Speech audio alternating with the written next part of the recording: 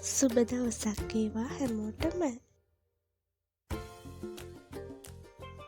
වැවිල තිබුණු තනකොළ ටිකටත් විසිකැති ගහලා අතු ගාලා ඒ ටිකත් පොඩ්ඩක් පිළිවෙලක් කරා.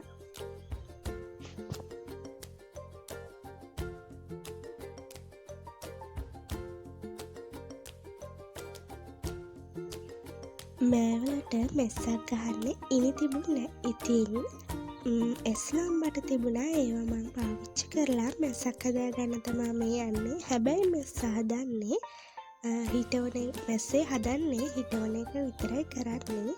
මොකද නූල් අදින්න නූල් තාම ගෙනාවේ නෑ. සිංහල හින්දු අලුත් අවුරුද්දට හැමෝම ලෑස්ති වෙන ගමන් ඉන්නේ. ඉතින් අපිත් කොකිස් හදලා කෑවුනොත් හිතුවා.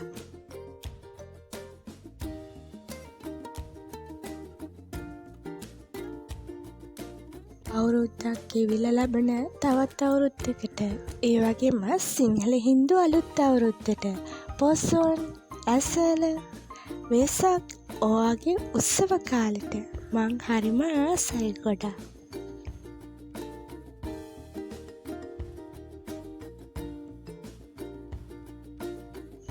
ඉතින් අපි අන්තිමටම කරේ 13 වෙනිදා රෑ තීන්ත කාපු එක තමයි.